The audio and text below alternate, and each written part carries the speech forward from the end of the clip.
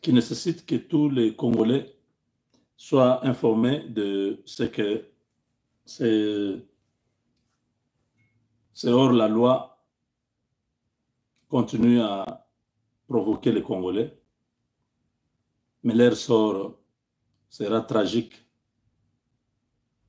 Ils ne comprennent pas qu'ils sont en train de vouloir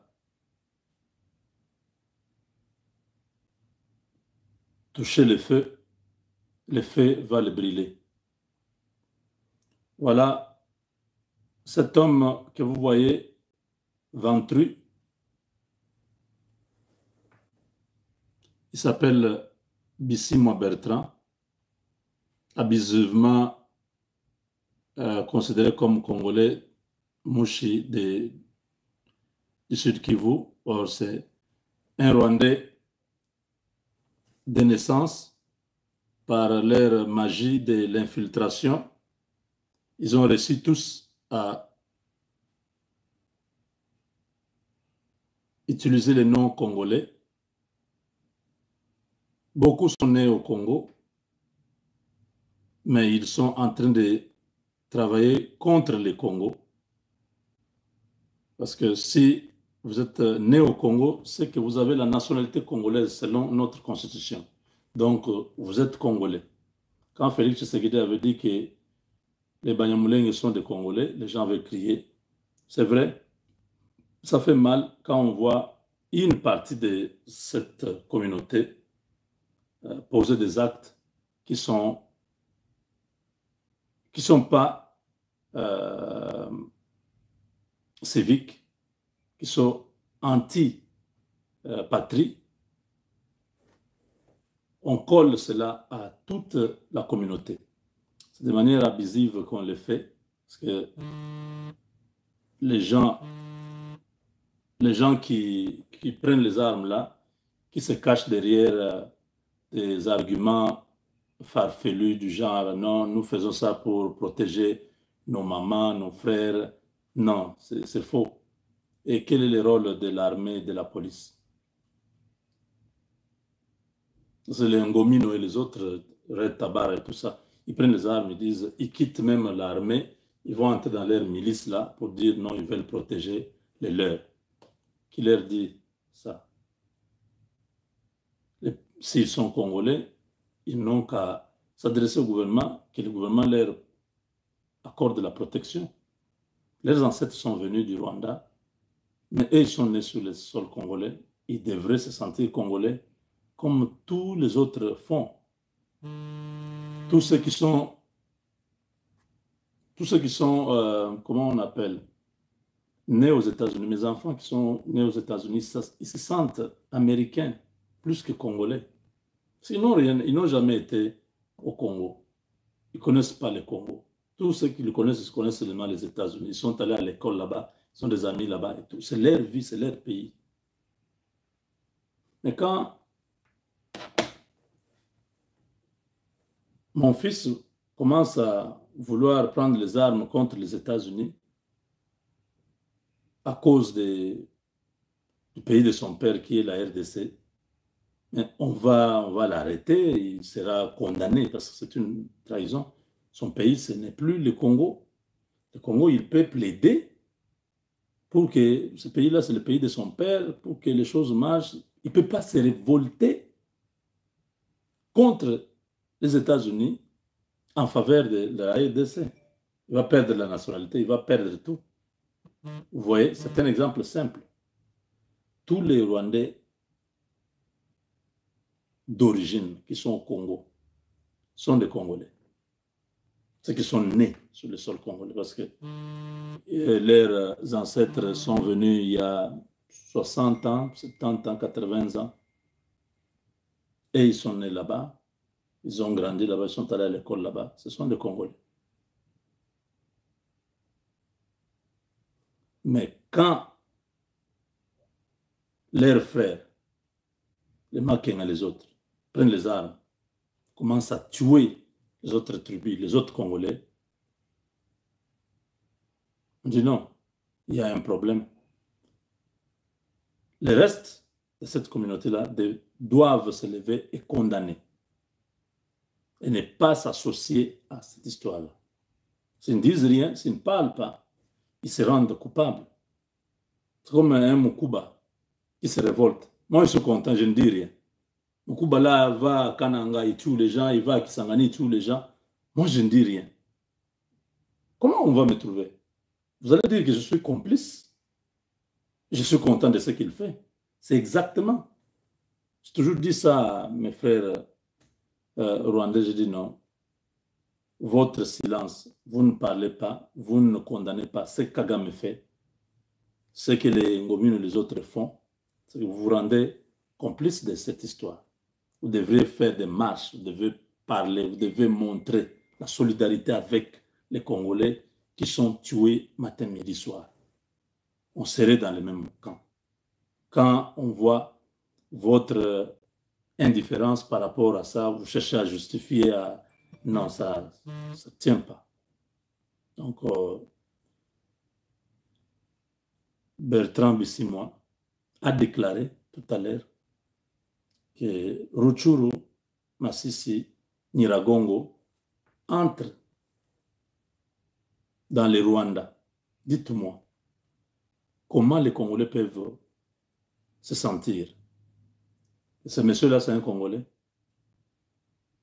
Lui, le chef de ce mouvement terroriste. Il déclare que toutes les zones occupées par les M23 appartiennent désormais au Rwanda. Il fait cette déclaration où? À Bunagana, mais du côté ougandais. C'est aujourd'hui où le président Tshisekedi a parlé avec le président ougandais. Avec le président, il a parlé aussi avec le président Kenya.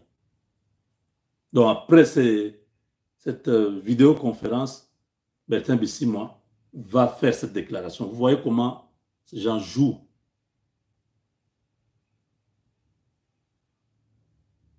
Avec la RDC. Ils veulent toucher les faits. Ils vont toucher les faits. Félix n'est pas naïf. Félix a joué au jeu d'échecs. Tous se sont rendus compte qu'ils ont perdu.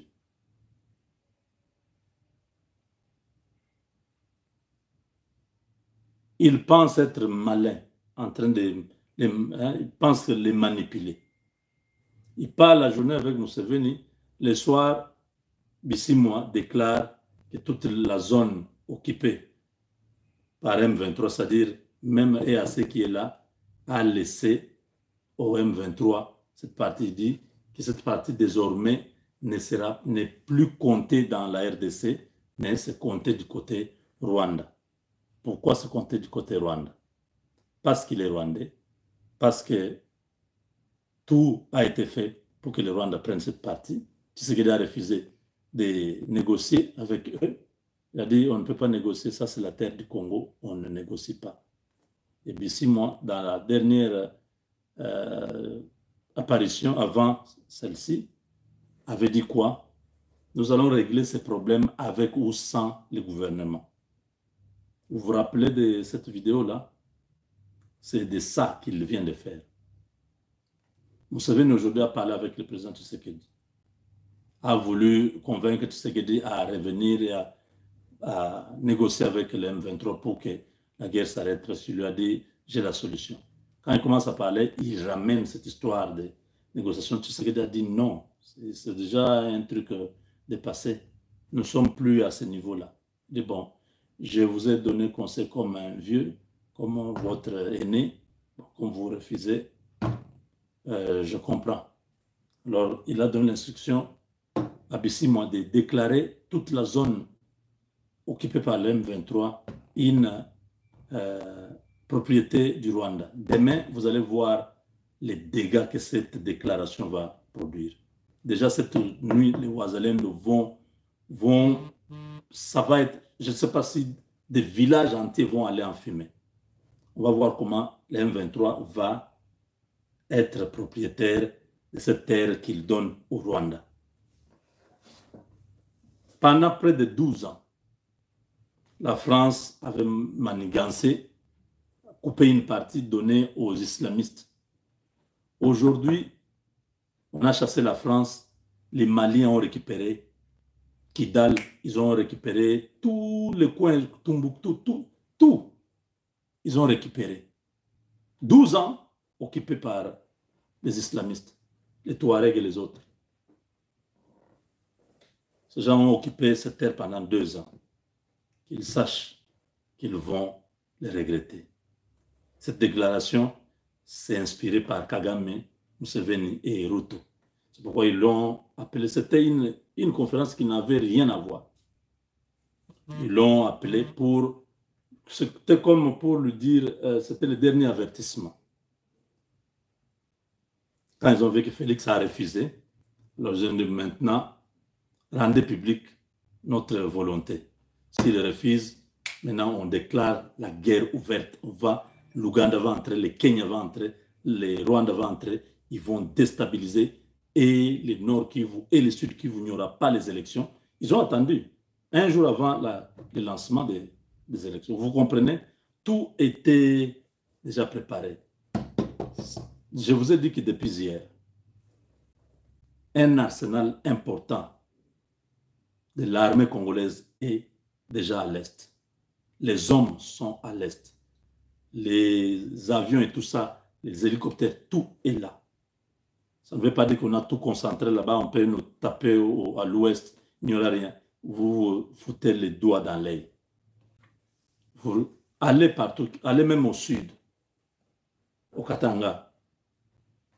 Allez au nord. Nous sommes bien préparés et vous allez les regretter. Cette déclaration, tous les Ouazalins l'ont suivi. Ils m'ont envoyé déjà des messages, ils sont très surchauffés. Demain, si vous voyez des dégâts qui vont commencer demain, ne soyez pas surpris. Bissimo, s'il est fort, pourquoi il n'a pas parlé ça à Bunagana? Il a dit ça en Ouganda, pourquoi? Et l'Ouganda continue à être avec le gouvernement congolais pendant qu'il garde des criminels chez eux. C'est pourquoi nous demandons au gouvernement, Monsieur le Président, il faut rompre les relations diplomatiques avec l'Ouganda. C'est fini. Ce jeu de cache-cache est fini. Il faut arrêter, fermer toutes les frontières, et du nord du Rwanda et de l'Ouganda. Fermer. Les gens ne vont pas mourir. Dans chaque circonstance, les gens trouvent toujours des solutions, comment ils peuvent pallier aux problèmes. Ne dites pas non, ils vont manger comment le peuple n'a rien à voir, c'est leur gouvernement. Oui, le peuple n'a rien à voir. Mais pour punir ce gouvernement, il faut fermer.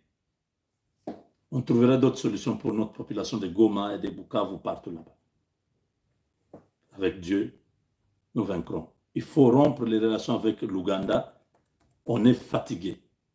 On est fatigué de ce genre de bêtises.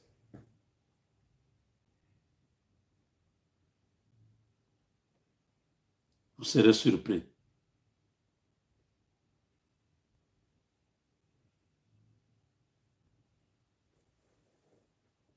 Avec Dieu, nous vaincrons.